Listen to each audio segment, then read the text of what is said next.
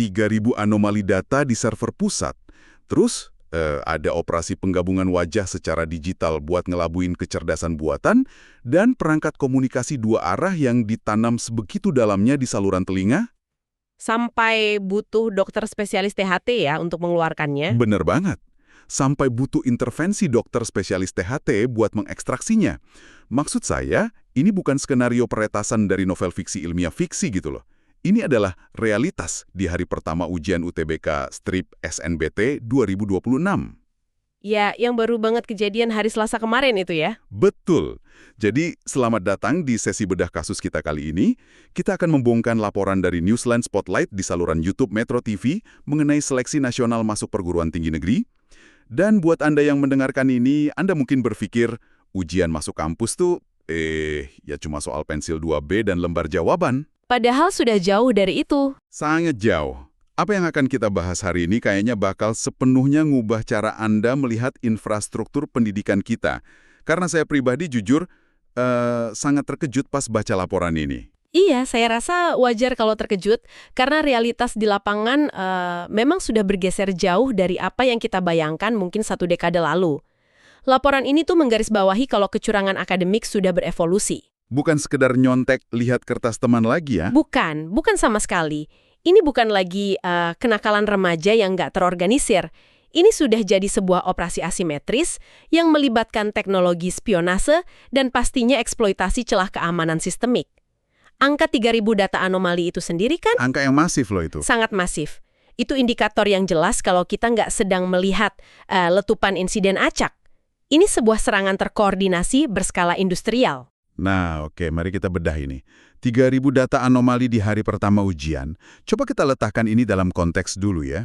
Ini tuh ibarat perampok yang langsung menargetkan brankas bank utama. Betul. Mereka nggak mau membuang waktu mencuri di mesin kasir depan. Tapi yang bikin saya mikir keras waktu baca sumber kita adalah respons dari panitia pusatnya. Mereka tuh ternyata nggak kaget. Karena mereka memang sudah memprediksinya. Iya kan? Mereka sudah bersiap.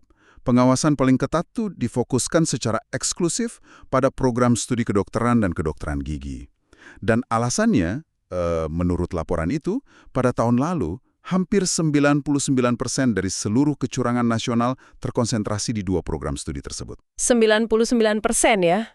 Dan pengawasan terpusat itu adalah respons taktis yang sangat masuk akal dari panitia UTBK. Tapi saya harus tekan Anda sedikit di sini. Maksudnya, dengan 99% kecurangan terpusat di kedokteran, apakah ini menunjukkan kalau tekanan dan prestise buat masuk jurusan itu tuh sudah ada di titik yang, tidak sehat? Sangat tidak sehat. Sampai-sampai mereka menghalalkan segala cara gitu loh. Ratusan ribu anak gagal masuk teknik atau hukum tiap tahun tanpa merasa perlu nyewa sindikat kriminal. Nah, jika kita hubungkan ini dengan gambaran besarnya, ini sebenarnya fenomena ekonomi juga. Hukum penawaran dan permintaan sederhana. Valuasi dari sebuah gelar kedokteran di ekosistem sosioekonomi kita itu punya daya tarik luar biasa. Maksudnya semacam jaminan status gitu? Betul, prestise sosial, stabilitas finansial, tingginya persaingan di jurusan kedokteran menciptakan semacam pasar yang sangat menggiurkan bagi sindikat. Jadi sindikat melihat keputusasaan ini sebagai tambang emas? Tepat sekali. Di mana ada keputusasaan yang tinggi dari orang tua atau peserta, di situ sindikat melihat peluang bisnis yang masif. Mereka ini jualan kepastian. Wow. Oke. Karena panitia sudah sangat waspada sama rekam jejak kedokteran ini, pertanyaannya kan gimana cara sindikat mencoba menembus pertahanan seketat itu? Dan disinilah mereka berinovasi dengan manipulasi dokumen dan identitas. Iya. Di laporan Newsline Spotlight itu ada temuan soal praktik joki di sesi pertama. Modusnya gila sih. Modus pertama tuh peserta ujian tahun lalu ikut ujian lagi di tahun ini sebagai joki pengganti. Jadi orang yang sama beroperasi di bawah 2 nama yang berbeda. Benar. Terus modus kedua, nah ini yang kayak film pencurian identitas. Mereka memodifikasi foto pendaftaran buat nyembunyiin identitas asli si joki dari pengawas. Bayangin deh Anda yang lagi dengerin, memodifikasi foto sedemikian rupa biar mirip wajah joki. Itu butuh kemampuan teknis yang lumayan tinggi loh. Banget. Makanya saya mikir, seberapa terorganisirnya sindikat ini sampai mereka tuh secara proaktif yang merayu peserta, bukan pesertanya yang nyari mereka.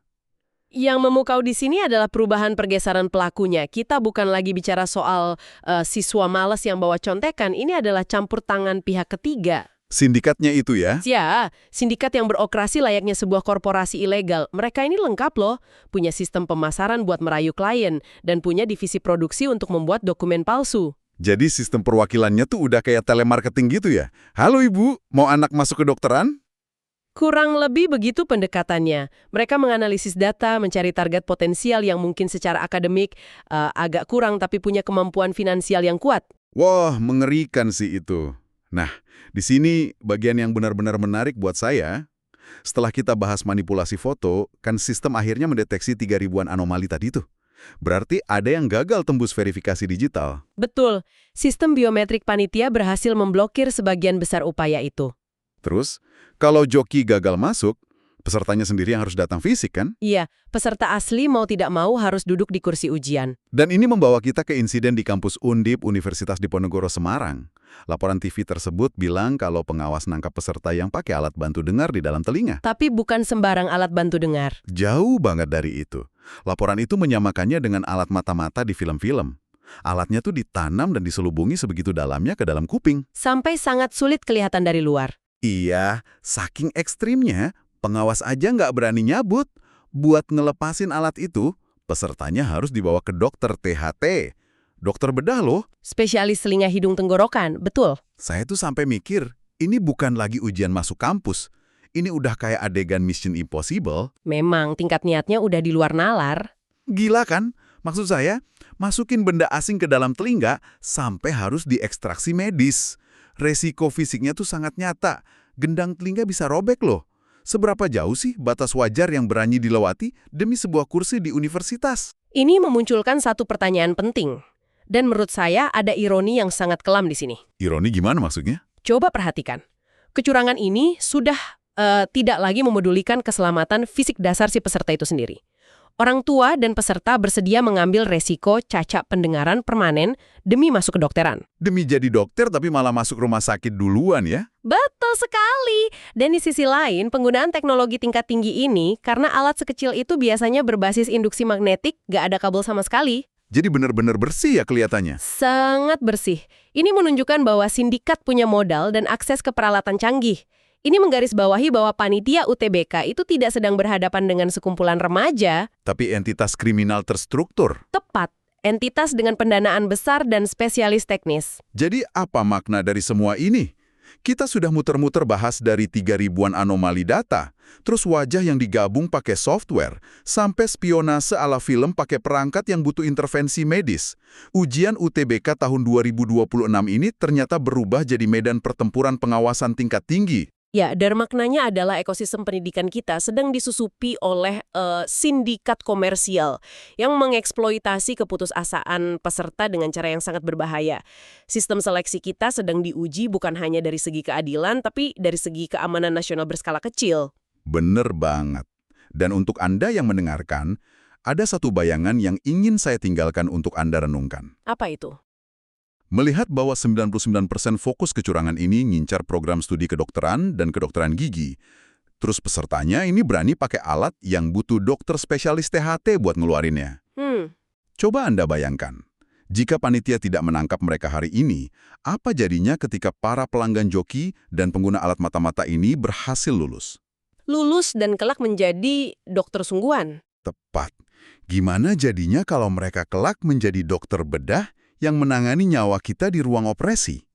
Orang yang memalsukan jalannya menuju meja bedah, memegang pisau bedah untuk Anda atau keluarga Anda. Itu pemikiran yang sangat menakutkan, tapi sangat mungkin terjadi tanpa pengawasan yang ketat. Sangat menakutkan. Nah, terima kasih banyak untuk Anda yang sudah menemani penelusuran mendalam kita kali ini. Topik hari ini memang cukup berat, tapi sangat krusial buat kita pahami bersama. Setuju. Penting sekali untuk menyadari apa yang terjadi di balik layar pendidikan kita. Sampai jumpa di bedah kasus berikutnya. Teruslah kritis dan pastikan Anda tahu siapa yang memegang kendali di sistem kita. Selamat beraktivitas!